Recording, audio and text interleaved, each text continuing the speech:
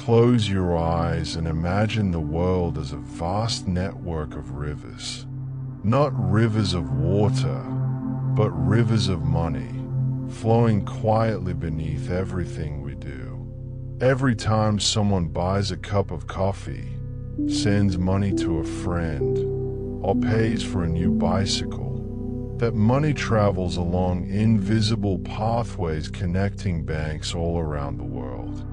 Tonight, we're going to explore how these pathways were built. It's a gentle story about numbers and codes, about people solving puzzles, and about how the world learned to move money from one place to another with just a few simple digits. You don't need to remember everything. Just let the story wash over you like a warm wave. Think of this as a bedtime story about the hidden rivers that connect us all, the quiet system that makes our modern world possible. This library grows with its visitors. If you enjoy these sleepy journeys, subscribing helps us grow and guides other sleepless travelers here.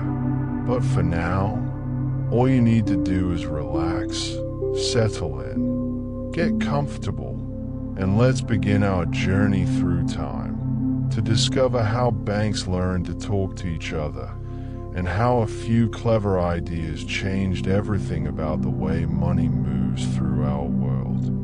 Long ago, before computers, before telephones, even before telegraphs, there were still banks. These banks were simple places, often just small buildings on quiet streets, where people brought their coins and paper money to keep them safe. Imagine a bank from 200 years ago. The banker knew everyone who came through the door. When Mrs. Johnson deposited 5 gold coins, the banker wrote her name in a big leather book called a ledger. Right next to her name, he wrote the number 5. That was it. Simple, personal, everything the bank needed to know fit in one book. But here's where things get interesting. What happened when Mrs. Johnson moved to another town? What if she wanted to send money to her sister in a different city? What if she needed to pay someone who lived hundreds of miles away? In those early days, sending money was an adventure. Mrs. Johnson might write a letter to her banker asking him to give 5 coins to Mr. Thompson at a bank across the country. She'd send this letter through the mail, which could take weeks. The banker would then write another letter to the bank in the other town, maybe including a special code word to prove the letter was real. That bank would wait for the letter to arrive, read it carefully, and then finally give Mr. Thompson his 5 coins. This worked, but it was slow, very slow, and there were problems. Sometimes letters got lost in the mail. Sometimes people forged letters, pretending to be someone they weren't. Sometimes banks didn't trust other banks and refused to honor the letters. It was like trying to play a game of telephone across an entire country, where every message had to be perfect or money could disappear. As America grew, more and more people needed to send money across longer distances. Farmers in the Midwest needed to pay suppliers in the East. Shopkeepers in California needed to receive payments from customers in Texas. The country was expanding, cities were growing, and the old way of doing things simply couldn't keep up. Banks started making agreements with each other. "I'll trust your letters if you trust mine," they would say. Networks formed, like invisible spider webs connecting banks across states and territories. Some banks became hubs, places where many threads of this web came together. Think of it like a relay race. If someone in Boston wanted to send money to someone in San Francisco, The money might start at a Boston bank, travel through ledger entries to a bank in Chicago, then to one in Denver, then finally to San Francisco. Each bank along the way kept its own records, its own ledgers, writing down who sent what to whom. But keeping track of all these connections was exhausting. Every bank needed to know which other banks it could trust. Every transaction needed to be recorded multiple times in multiple ledgers. And mistakes happened constantly.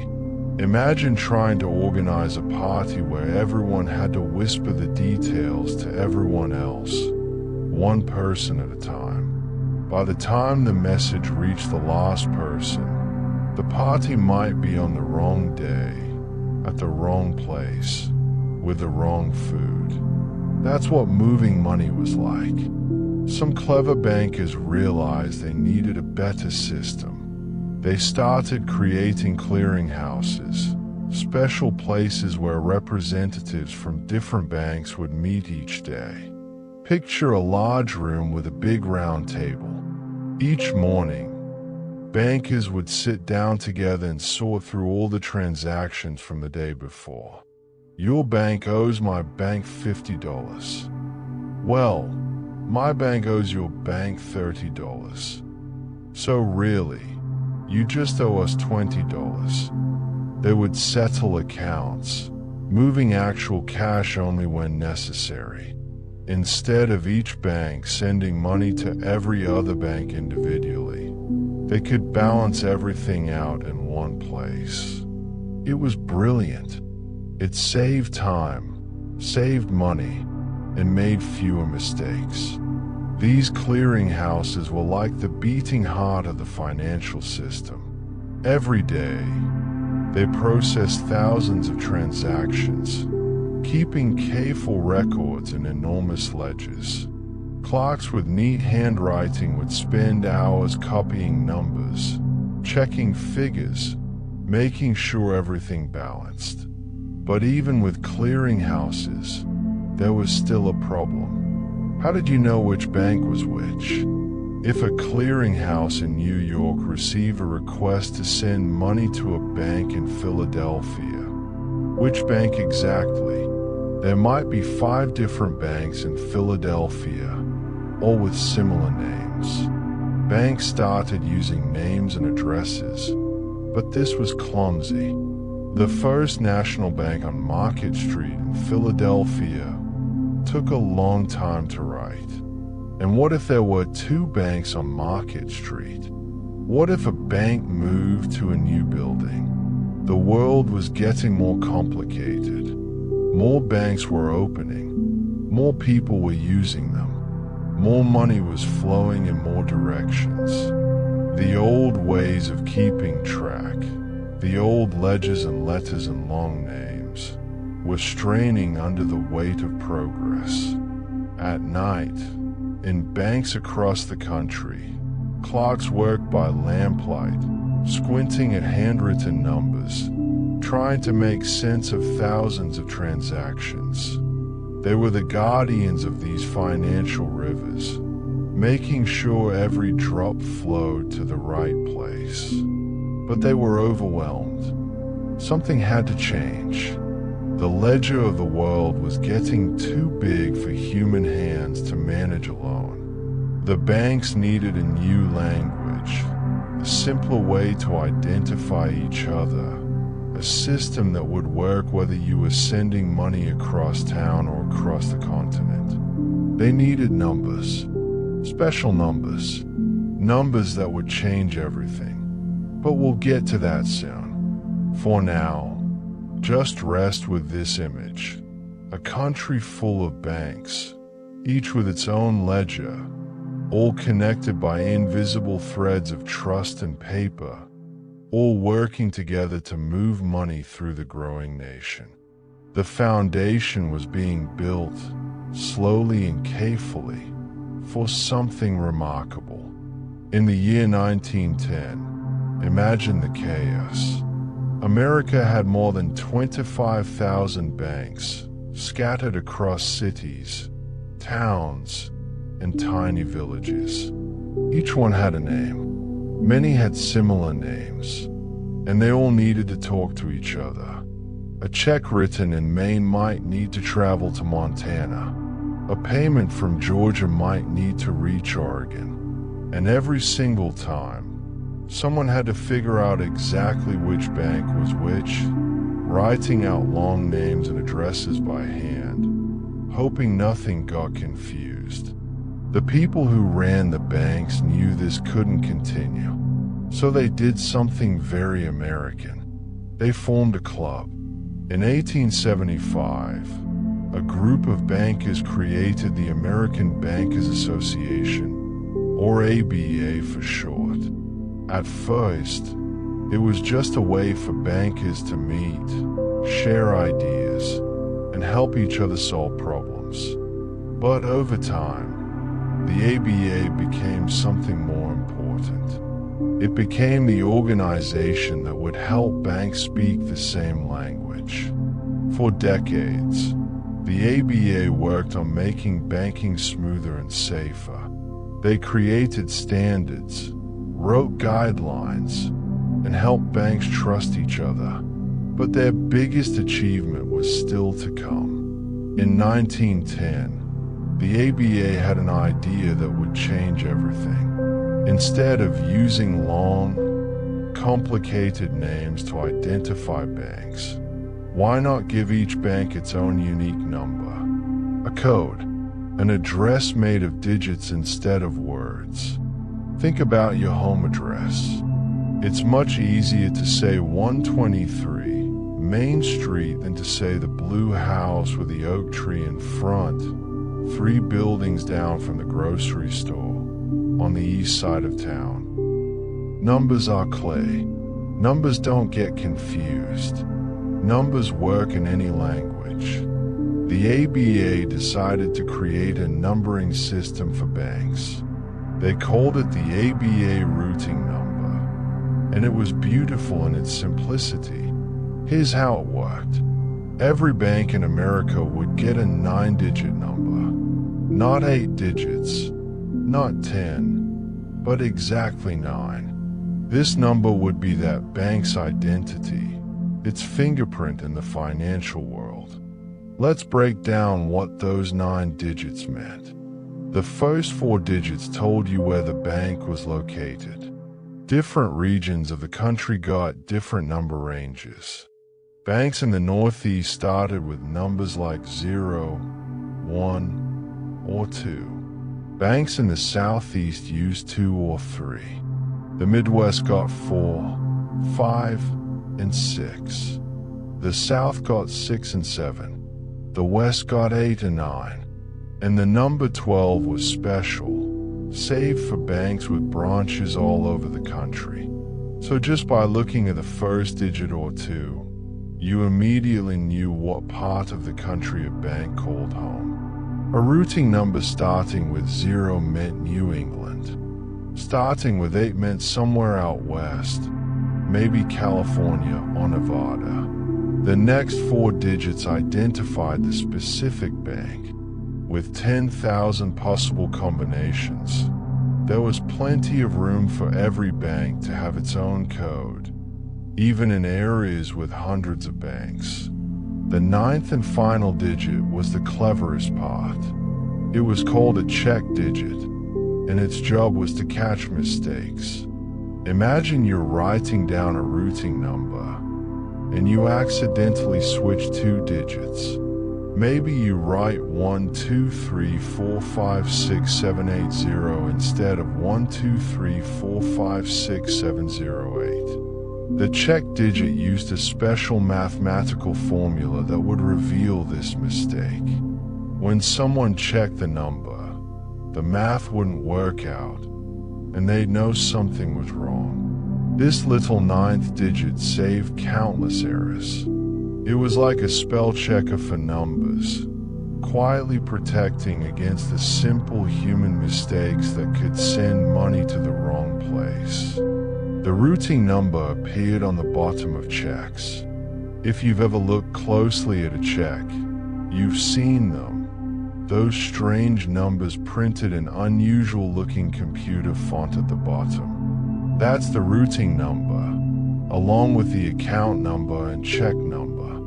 When you write a check to pay for something, that routing number tells the world exactly which bank the money should come from. It's precise. It's efficient. It's foolproof. Before routing numbers, processing a check was slow and required real knowledge. A bank clerk had to read the bank's name, figure out where it was located, and route the check appropriately. It took time and expertise. After routing numbers, even a machine could do it. And eventually, machines did. As technology advanced, special machines learned to read those numbers on the bottom of checks. They could sort thousands of checks per hour, sending each one to the right bank automatically. The routing number system works so well that it's still in use today, more than a century later. The numbers assigned in 1910 are still being used. Some banks that have been around since then still have their original routing numbers, like ancient family names passed down through generations. But the routing number did something even more important than just identifying banks. It created a common language, a system, a framework that every bank in America agreed to use.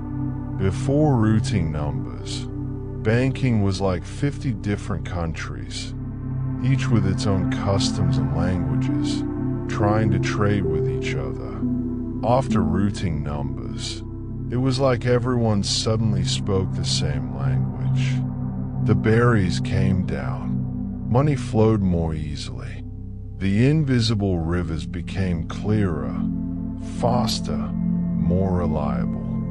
When the Federal Reserve System was created in 1913, just 3 years after the ABA routing system, it built its entire infrastructure around these numbers.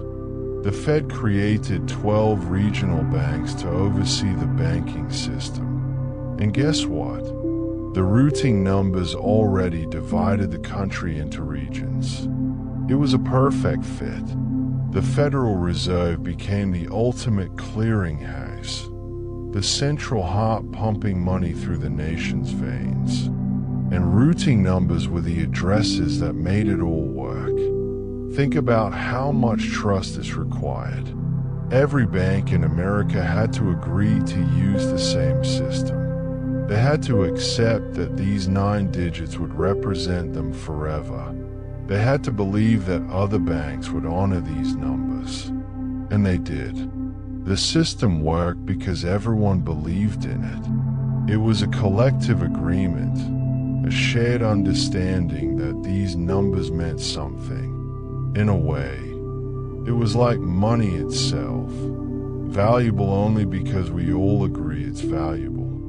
At night, in clearinghouses across the country, machines now hummed instead of clerks scribbling in ledgers. Checks flew through sorting machines, each one routed by its 9-digit code. The financial rivers flowed faster than ever before. But America's banking system was just one piece of a much larger puzzle. Banks in America could now talk to each other easily. But what about banks in other countries? What about money flowing across oceans, between continents? The routing number solved America's problem, but the world was getting smaller, and soon, the world would need its own solution. It would need a way for banks everywhere, speaking different languages, using different currencies, operating under different laws, to communicate clearly and safely. That solution would come, but not for another 50 years. And when it did, it would change global finance forever. But that's a story for another segment. For now, rest easy knowing that banks found their numbers, their identity, their voice. The rivers of money in America were flowing smoothly, guided by 9 simple digits that made all the difference. While America was perfecting its routing numbers across the Atlantic Ocean, Britain was facing its own puzzle. The United Kingdom had a different banking tradition, a different history, and it needed its own solution. British banks were old, some of them centuries old. They had branches scattered across England, Scotland, Wales, and Ireland. Unlike American banks, which were often single buildings in single towns, British banks had grown like ancient trees, spreading branches far and wide. Think of a bank like Barclays or Lloyd's. They might have hundreds of branches. A customer could walk into a Barclays in London, another in Manchester, and another in Edinburgh. Each branch was part of the same bank, but each needed its own identity. Each needed a way to say, "I'm not just Barclays. I'm the Barclays on High Street in Birmingham." In 1957, the British banks created something called the sort code.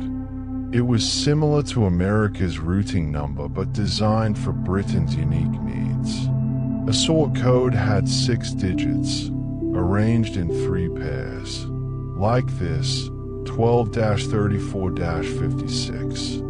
Those little dashes between the pairs made them easy to read, easy to remember, easy to say out loud.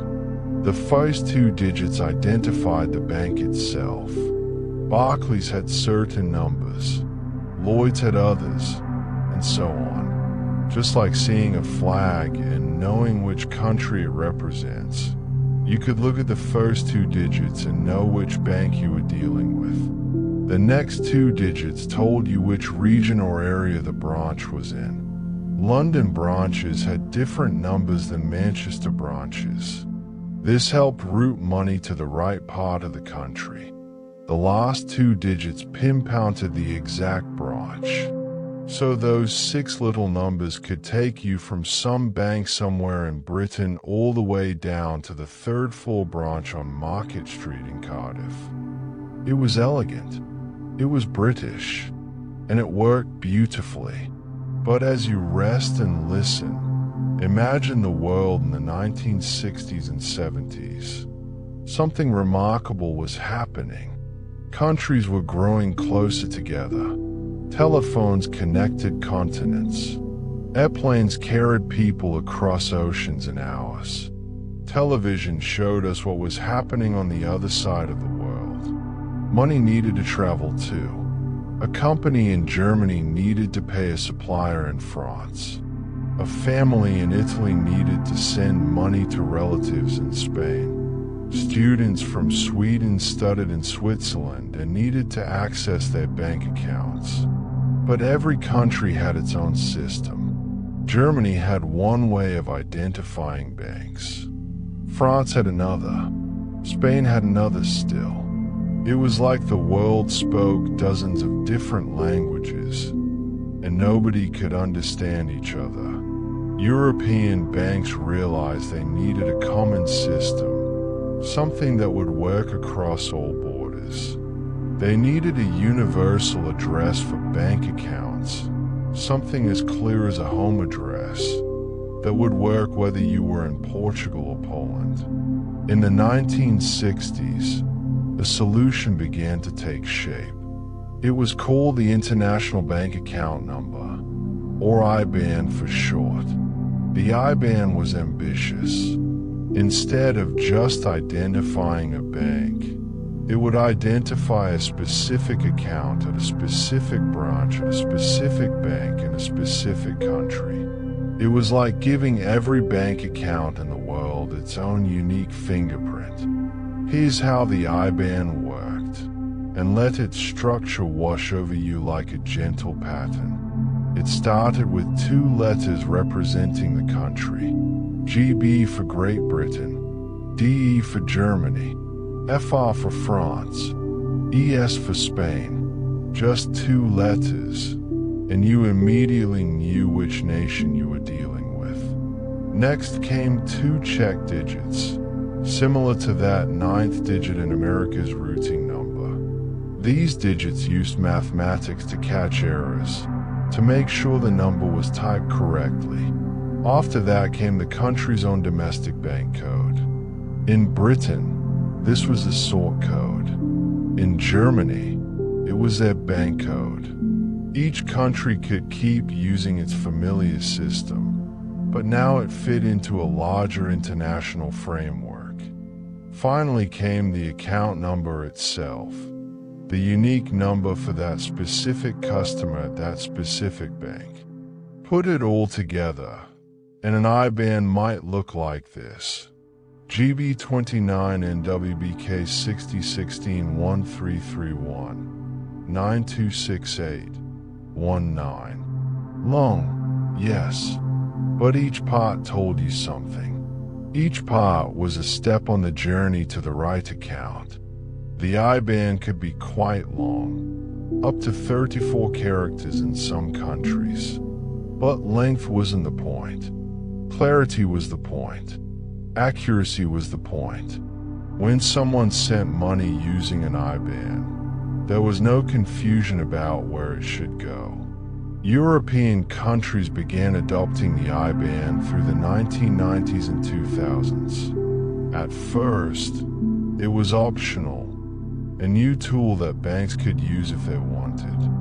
But gradually, it became standard, then mandatory for certain types of transactions. Imagine the European Union as a collection of rivers, each flowing through its own country.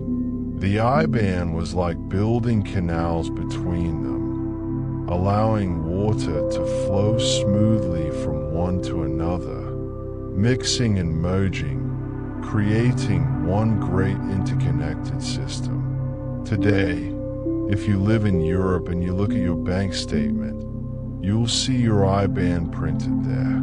It's become as familiar as your phone number, as natural as your address. Children growing up now don't remember a time before IBANs, just like you might not remember a time before email or cell phones. The beautiful thing about the IBAN is how it respected each country's uniqueness while creating unity. Britain kept its sort codes. Germany kept its system. France kept its system. But they all fit together under one international umbrella. It's like a garden with many different flowers. Each flower is unique, with its own colors and shapes, but they all grow in the same soil, under the same sun. But even as Europe was solving its puzzle with IBANs, a bigger question loomed. The IBAN told you where to send money, but it didn't tell you how. It didn't provide the actual pathways, the actual routes that money would travel. Banks still needed to communicate with each other. They needed to send messages back and forth, saying please send this much money to this account. And okay, we received it, thank you. In the early days, these messages were sent by telegram, then by telex, those chattering machines that typed messages across wires. But telexes were slow, and the messages weren't standardized. One bank might write send £1,000 while another wrote transfer £1,000 and another wrote PLS remit 1,000 GBP. It was messy, it was confusing, and as the volume of international transactions grew, it became unsustainable. The world needed more than just addresses. It needed a postal service, a communication network, a way for banks to send messages to each other quickly, securely, and in a language they all understood. That solution would emerge from a hotel in Brussels, from a group of people who dreamed of connecting every bank on Earth. But we'll save that story for our next segment. For now, rest with the knowledge that by the 1970s, the pieces were coming together. America had its routing numbers. Britain had its sort codes. Europe was building the IBAN. All across the world, banks were learning to identify themselves, to organize themselves, to prepare for something bigger. The stage was set for a revolution in how money moved around the globe. The invisible rivers were about to become a vast, interconnected ocean, with currents flowing between continents, touching every shore. Close your eyes and picture those numbers, those codes, those careful systems, all working together like a quiet symphony. No drama, no noise, just a gentle, reliable flow of information and trust, building the foundation for the modern world. In May of 1973, 239 banks from 15 countries sent representatives to a hotel in Brussels, Belgium. They came from America and Europe, from big cities and small countries, and they all shared the same frustration. Moving money between countries was still a nightmare, even with routing numbers and sort codes. Even with the beginnings of the IBAN, banks couldn't talk to each other efficiently across borders. Messages went through multiple intermediaries.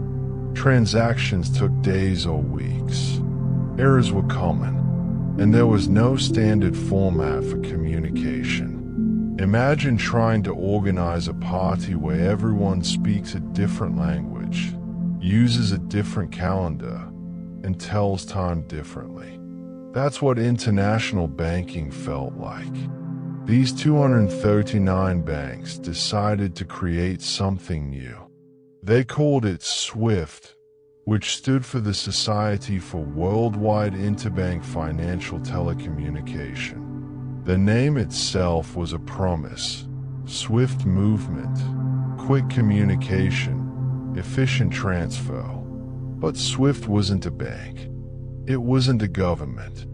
It was a cooperative, owned by the banks themselves, created to solve a problem they all shared. Think of SWIFT like a postal service, but for bank messages instead of letters. When one bank needed to send money to another bank across the world, SWIFT would carry the message, making sure it arrived safely and was understood clearly. The people who founded SWIFT understood something important. They weren't just building a messaging system. They were building a language, a set of rules, a way for banks everywhere to communicate in exactly the same format. Every SWIFT message would follow the same structure. Every bank would have a unique identifier, called a SWIFT code or BIC, which stands for Bank Identifier Code. And every type of transaction would have a standard format, so there could be no confusion. Let's talk about SWIFT codes for a moment, and let their logic soothe you. A SWIFT code has either 8 or 11 characters. Like the IBAN, every character means something specific. The first 4 letters identify the bank. For example, HSBC might be HSBC. Deutsche Bank might be DUT. These letters are often related to the bank's name, making them somewhat easy to remember. The next 2 letters identify the country, just like in the IBAN. GB for Britain, US for the United States, JP for Japan, CH for Switzerland. The next 2 characters identify the location, usually the city where the bank's headquarters sits. London might be LL, New York might be NY, Tokyo might be TK. Those 8 characters are enough to identify the bank. But sometimes you need to specify a particular branch, especially for large banks with offices around the world. That's when you add 3 more characters at the end, creating an 11-character code. So a complete SWIFT code might look like this: HSBCGB2LXXX. Let's break it down gently. HSBC is the bank.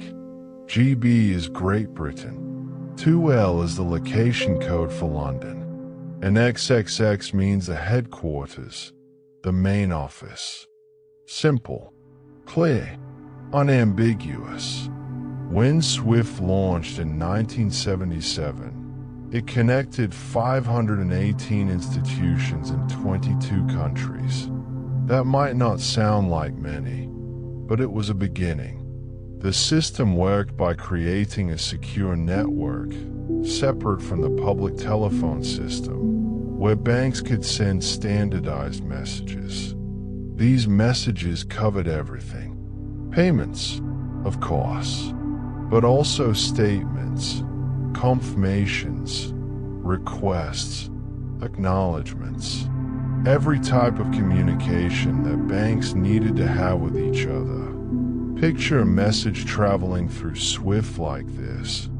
A customer in New York wants to send money to someone in Tokyo. The New York bank creates a SWIFT message with all the details. How much money, whose account, which bank in Tokyo, when it should arrive. This message enters the SWIFT network, traveling through secure computers, and arrives at the bank in Tokyo within seconds.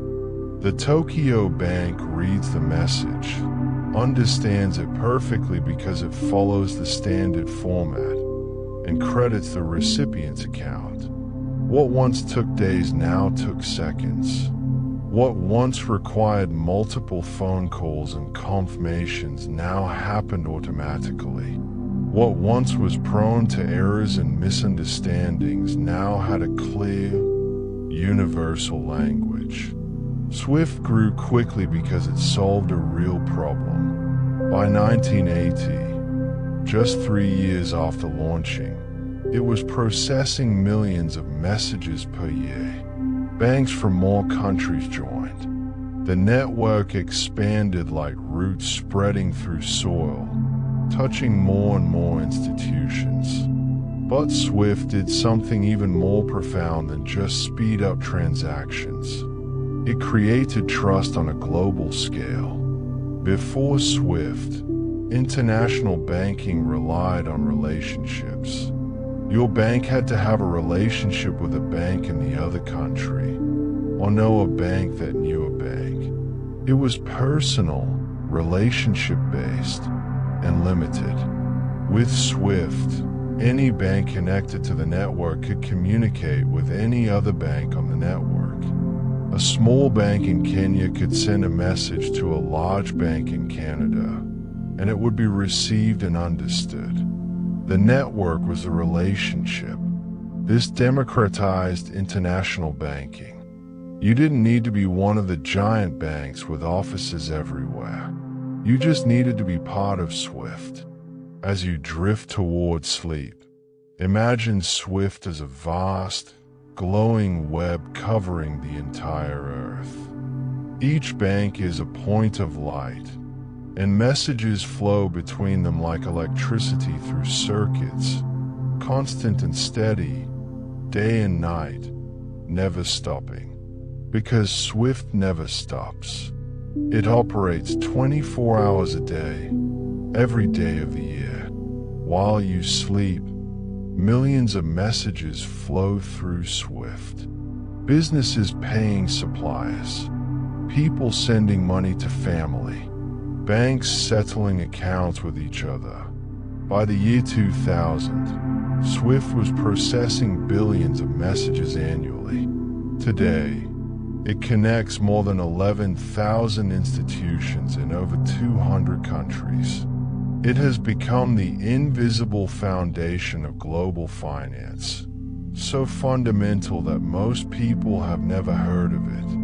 When you swipe your credit card in a foreign country, SWIFT is probably involved. When a company imports goods from overseas, SWIFT carries the payment messages. When investments flow between stock markets, SWIFT facilitates the communication. Yet SWIFT remains humble, almost invisible. It doesn't move money itself.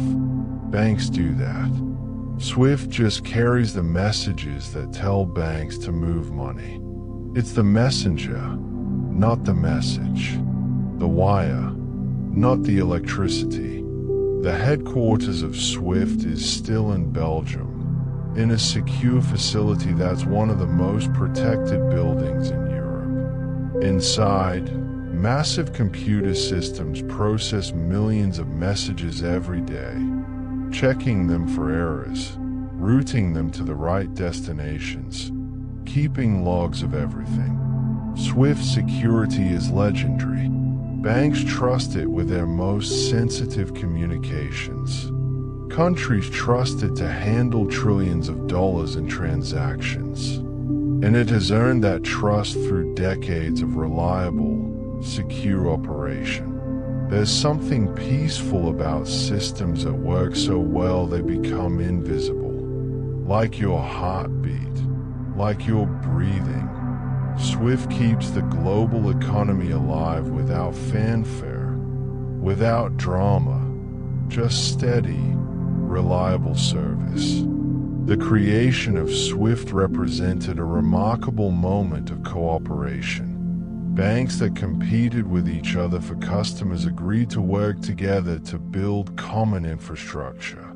Countries with different laws and languages agreed on common standards. It was humanity at its best, solving a shared problem through collaboration. And the impact rippled outward in ways the founders couldn't have imagined. SWIFT made globalization possible. It allowed companies to operate across borders easily. It let people work in one country while supporting family in another. It connected markets, enabling trade and investment to flow freely. All of this from messages, from codes, from careful standards created in a hotel in Brussels 50 years ago. As our journey through the wiring of wealth continues, we're starting to see how all the pieces fit together. Routing numbers in America, sort codes in Britain, IBANs in Europe, and SWIFT codes connecting them all. Each system elegant in itself, and together creating a global framework for moving money. The invisible rivers have become an ocean, deep and vast, with currents we can trust to carry our wealth where we need it to go. Rest now, and let these systems work in the background of your dreams, quiet and reliable, like the distant hum of the world's commerce, gentle and constant, a lullaby of numbers and codes that keep our modern world connected. Now that banks could identify each other with routing numbers, sort codes, IBANs, and SWIFT codes, and now that they could send messages to each other through the SWIFT network, you might think the story is complete. But there's one more gentle mystery to solve. How does money actually move from one bank to another, especially across borders? When you send money to a friend at the same bank, it's simple. The bank just changes numbers in its ledger. Your account goes down, your friend's account goes up. The money never really moves at all. It just shifts from one column to another in the same book. But what about sending money to someone who uses a different bank? What about sending money to a bank in another country, perhaps on another continent? This is where two beautiful Italian words enter our story, Nostro and Vostro. Nostro means ours in Italian. Vostro means yours. And together, These words describe one of banking's most elegant solutions to the problem of distance. Imagine two friends who live far apart and want to trade with each other regularly. They could ship money back and forth every time, but that would be slow and expensive. Instead, they come up with a clever idea. Each friend opens a special account at the other friend's bank. It's like each person keeping a wallet at the other person's house. Now, instead of shipping money back and forth, they can just move it between these accounts and settle up the difference every now and then. This is exactly what banks do, but they call these special accounts Nostro and Vostro accounts. When Bank A opens an account at Bank B, Bank A calls this their Nostro account, our account at your bank. Meanwhile, Bank B calls this same account a Vostro account, your account at our bank. It's the same account, just viewed from two different perspectives. Like how you're someone's child and also someone's friend. Same person, different relationships. Let's watch this work with a peaceful example. Imagine a bank in New York called Hudson Bank and a bank in London called Thames Bank.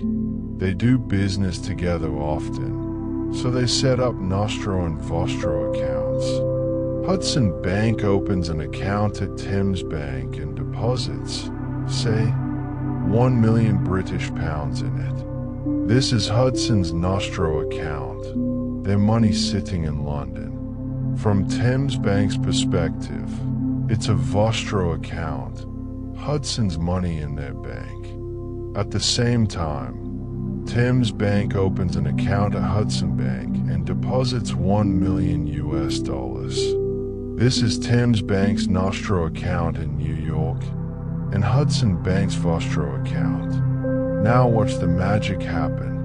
When a customer at Hudson Bank wants to send money to someone who banks at Thames Bank in London, Hudson doesn't need to physically send British pounds across the ocean. Instead, Hudson just tells Thames, please take money from our Nostro account at your bank and put it in this customer's account. Thames Bank reads the SWIFT message, checks Hudson's Nostro account, sees there's enough money, and moves it over. Done. Seconds, not days. No money crossed the ocean. It was already there, waiting. The same works in reverse.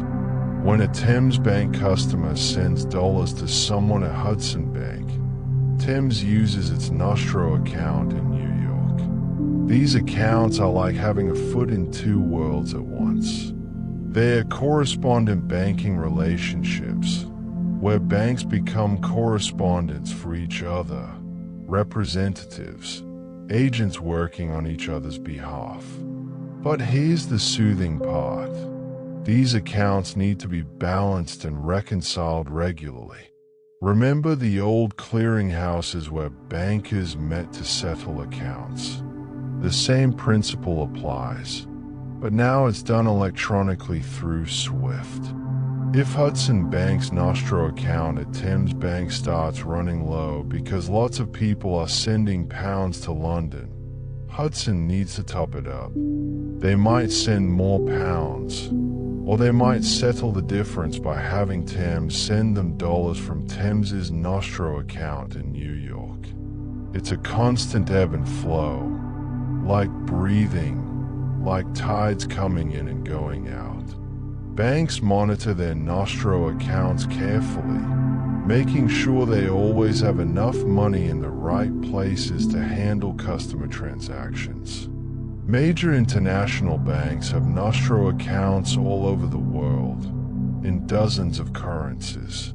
They become hubs in the global banking network, bridges between regions and economies. Smaller banks that don't have these international relationships partner with larger banks that do. This creates chains of correspondent relationships. If a tiny bank in rural Kansas needs to send money to a bank in Thailand, it might work through a larger American bank that has a Nostro account at a major Thai bank. The message travels through SWIFT, Kansas bank to American hub bank to Thai hub bank to final Thai bank. The money moves between Nostro and Vostro accounts along the way, settling almost instantly, even though it crosses half the planet. Think of it like a relay race where the baton is passed from runner to runner, each one carrying it a bit further toward the destination. But in this race, the baton is just information, just messages, while the money itself sits quietly in these special accounts, ready to be allocated to whoever needs it. There's something deeply peaceful about the trust required for this system. When Hudson Bank puts £1 million in their Nostro account at Thames Bank, they are trusting Thames to keep it safe, to move it when asked, to report accurately. When Thames does the same in New York, the same trust flows in reverse. Multiply this by thousands of banks, hundreds of countries, dozens of currencies, and you see the web of trust that holds the global financial system together. Nostro and Vostro accounts are the threads of this web, the connections that make everything else possible. Banks employ teams of people called Nostro reconciliation specialists who check these accounts every day, making sure everything balances, catching any errors, keeping the system running smoothly. They are like gardeners tending a vast global garden, making sure every plant gets water, every account gets attention. The beauty of Nostro and Vostro accounts is that they make international banking feel almost as simple as local banking. The complexity happens behind the scenes. The customer just knows their money arrived quickly and safely. This infrastructure, built over decades, maintained by thousands of professionals, operating 24 hours a day across every time zone, creates the illusion of simplicity, like swans gliding smoothly across a pond while paddling furiously underneath. The banking system presents a calm surface while enormous work happens beneath. As global trade has grown, as people have spread across continents, as businesses have become international, the network of Nostro and Vostro accounts has grown with it. More relationships, more currencies, more connections. Yet the basic principle remains the same as it was 100 years ago when correspondent banking first began. Keep some money in your partner's location, so you can move it quickly when needed. Ancient wisdom, modern technology, working together. Close your eyes and imagine these accounts scattered across the world like stars in the night sky, each one a point of light. Each one holding resources ready to flow where needed. The Nostro accounts are yours, the Vostro accounts are theirs, but together they form one interconnected constellation guiding money safely home. The system breathes in and out, balancing and rebalancing, settling and resettling, a gentle rhythm that never stops. The administrative handshake that keeps the world's finances flowing. Our journey through the wiring of wealth has taken us from handwritten ledgers to routing numbers, from sort codes to SWIFT, from Nostro accounts to global networks. But the story isn't over. It's still being written, even now, even as you rest. The systems we've explored were built over more than a century, each one solving the problems of its time. But technology keeps advancing, needs keep changing, and the financial world keeps evolving. In the early 2000s, banks began to notice that their different systems, while they worked, didn't always work together smoothly. SWIFT messages had one format. Credit card networks used another. Stock exchanges used another still. Even within SWIFT, there were hundreds of different message types for different purposes. It was functional, but it wasn't elegant. Information that existed in one system couldn't easily flow to another. Banks had to translate between formats, like speaking multiple languages, always careful not to lose something in translation. So the International Organization for Standardization, known as ISO, began developing a new standard called ISO 20022. The numbers aren't magical, they're just a catalog number. But what this standard represents is almost like magic. ISO 20022 is a universal language for financial messages, not just for banks, but for any organization moving money or financial information. One format, one structure, one way of describing transactions that everyone can understand. Think of it like this. Before ISO 20022, financial systems spoke different dialects of the same language. They could communicate, but with effort. ISO 20022 is like everyone agreeing to use one clear, rich, expressive version of the language. What makes ISO 20022 special is how much information it can carry. Old SWIFT messages were limited, like sending a telegram with strict character counts. You could only say so much. But ISO 20022 messages can be rich with detail.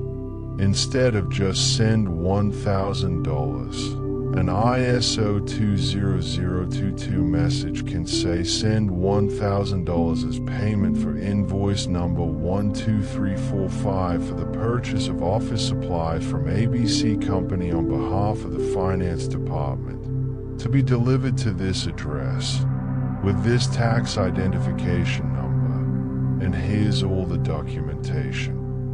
All that information flows in one standardized message, readable by any system that understands ISO 20022. This means fewer errors, less manual work, better record keeping, and transactions that happen even more smoothly. The adoption of ISO 20022 is happening right now, gradually, peacefully, like a gentle sunrise spreading across the world. SWIFT began migrating to ISO 20022 in November 2022. Different regions and payment systems are adopting it on different timelines, but the direction is clear. By 2025, ISO 20022 will be the dominant standard for high-value payments globally. It's not replacing SWIFT, it's enhancing SWIFT, giving it a richer vocabulary, a more expressive voice. But the future holds even more changes, and we can glimpse them like distant horizons. Central banks around the world are exploring digital currencies, money that exists only as computer code, created and managed by governments. These central bank digital currencies, or CBDCs, might flow through systems built on ISO 20022 standards, combining the trust of traditional banking with the speed of digital technology. Blockchain and distributed ledger technology, the same ideas behind cryptocurrencies, might become part of banking infrastructure too. Instead of Nostro and Vostro accounts, banks might share one distributed ledger that everyone can see and verify, settling transactions instantly without intermediaries. Imagine money moving at the speed of email, with complete transparency, with perfect records that can never be altered or lost. That future is being built right now, piece by piece. But here's what's beautiful. The fundamental ideas we've explored won't disappear. We'll still need ways to identify banks and accounts. We'll still need common standards and shared infrastructure. We'll still need trust and cooperation. The routing numbers, sort codes, IBANs, and SWIFT codes might evolve into new forms, but the principle remains: clear identification, common language, reliable systems. The Nostro and Vostro accounts might transform into smart contracts and digital wallets, but the principle remains: resources positioned where they are needed, relationships built on trust. Everything we've learned tonight is foundation, not just history.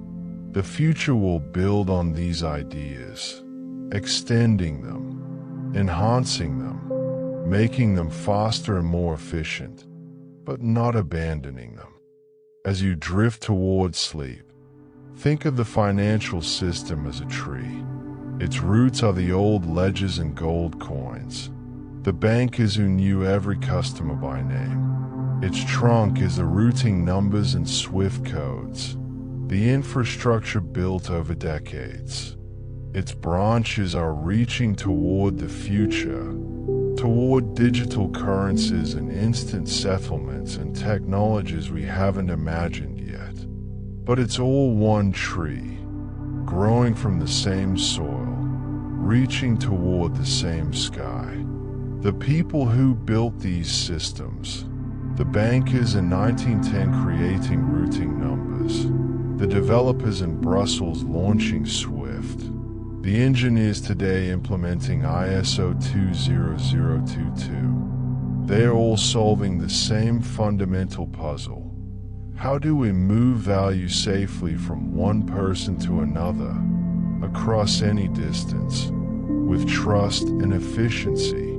Every generation answers this question with the tools of their time. Ledgers, telegraph, telephone, computer, internet, and tomorrow, technologies we can barely dream of. But the need remains constant. As long as humans trade, work, gift, and share, we'll need systems to move value between us. The wiring of wealth isn't just history. It's our present and our future. So rest now, knowing that while you sleep, these systems are working.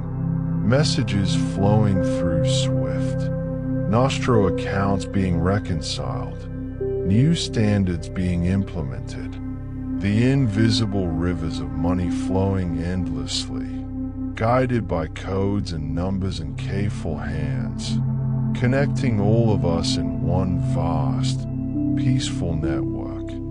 The story of bank routing and SWIFT codes is ultimately a story about connection, about humans finding ways to trust each other across vast distances, about building systems that work not through force but through cooperation. It's a quiet story, a story without heroes or villains, just steady progress toward a more connected world. And in that quiet steadiness, there's something deeply peaceful, deeply reassuring. The wiring of wealth continues to evolve, but it carries the same mission it always has: to let value flow where it's needed, to connect people across any distance, to build a world where distance is no barrier to exchange, to help, to share. Sleep well, and dream of those invisible rivers flowing gently through the night, carrying the world's wealth to where it needs to be, guided by the careful systems we've built together, the wiring of wealth, the logic of connection, the poetry of numbers.